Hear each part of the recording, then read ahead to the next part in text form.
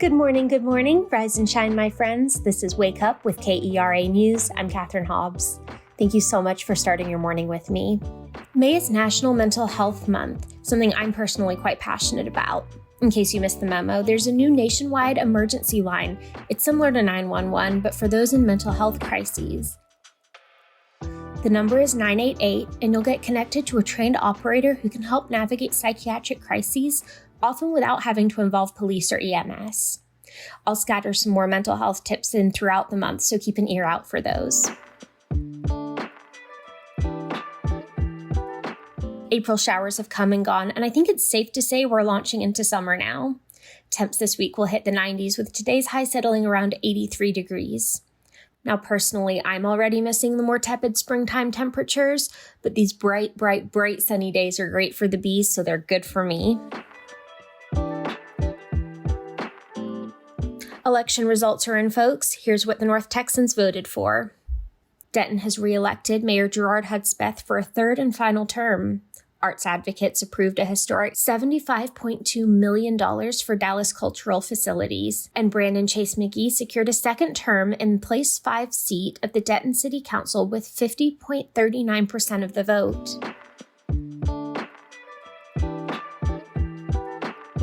Today, we're a year out from the shooting at the Allen Premium Outlets. So many of the folks I've interviewed over the past year have shared that even months after the shooting, they still feel the same drop in their stomach when they think about the day. No matter where you're sitting in your grief journey, please continue to give yourself grace. Take breaks, lean into joy when you can find it, and get more sleep than you think you need. Tonight at 6:30, there'll be a vigil at the Credit Union of Texas Event Center. Toluwani Osibemowo talked with a survivor of the shooting a year later. Here's that conversation. We can't take any questions. But at 3:36 this afternoon, one of our officers was on an unrelated call at the outlet mall. He heard gunshots, went to the gun. Irvin Walker was sitting in his car when he felt the bullets hit his upper torso 1 year ago today. At first, all he noticed was broken glass, and then Walker saw someone shooting through his window in the Allen Premium Outlet Mall's parking lot. Then I could see the blood, so that happened so quickly. I'm not sure what happened first, but yes, I could see someone, and I knew I had to evade them. I had to get past that person. The doctors who cared for Walker said he had too many wounds to count around his head, neck, and chest. After 3 surgeries, he's still in physical therapy to this day. The 47-year-old appreciates the nights when he can get some sleep, even with his shoulder pain. But he says he's devastated knowing he's among those whose lives were forever changed in Allen that day. And he doesn't feel like he'll ever be the same. In the beginning, things were going so smooth. You had outside help, calls, texts, emails. When those go away, you're quiet. You're not productive in your work environment. And you just have to think about, wow, why me? Walker lives with his 25-year-old daughter, Jasmine, but she was away in Atlanta when her father was shot. His recovery was an emotional time for Jasmine, too. She told KERA last year her dad was her best friend. It's heartbreaking. I wasn't there. Our family and his brothers were there to kind of keep me informed, but it's nothing like being in a room of a loved one that's hurt. Gunman Mauricio Garcia was killed by police at the scene. He was an ex-Army member, and news outlets confirmed he was discharged for mental health reasons. Law enforcement said he had 8 legally purchased weapons with him at the time of the shooting. Reporting from KERA also confirmed he signed a security guard application with a Nazi SS symbol, but still got his license.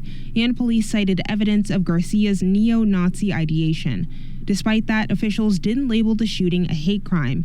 Walker's attorney, Daryl Washington, says more could have been done to prevent what happened by the military, by gun sellers, and even by the Allen Mall property managers. He also says the mall hasn't checked in. The city of Allen has reached out. The hospital has followed up to see how he's doing. Everybody's reached out except the property management company. The mall didn't respond to KERA's request for comment.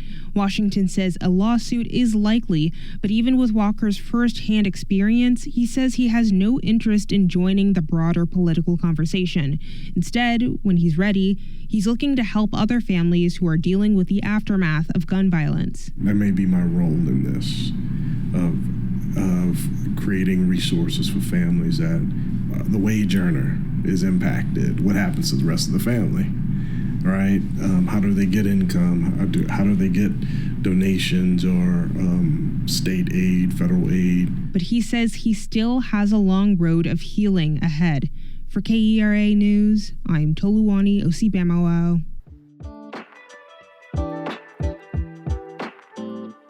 In sports news, the Dallas Stars beat the Vegas Golden Knights yesterday 2-1, and they're continuing on towards the Stanley Cup. Now, North Texas isn't the only place getting more sun this year. Antarctic wildlife, especially seals and penguins, are exposed to more UV rays than they're currently adapted to cope with. This is leaving them vulnerable to sunburn. Hope is in the air, though, or at least the atmosphere. As the ozone layer heals, it's shrinking the amount of UV exposure these critters endure. If weird and wild animals occupy a huge portion of your brain as well, you won't want to miss Destination Dinosaurs at the Dallas Zoo. The exhibition is back for another year through September. You can see what else is coming up at kera.org/calendar. Thank you so much for starting your morning with me. I'm so glad you take a few minutes to listen each morning. Be sure to subscribe to the Wake Up with KERA newsletter at keranews.org and check us out on Instagram and Threads at KERATX. I'm Catherine Hobbs. We'll chat again tomorrow.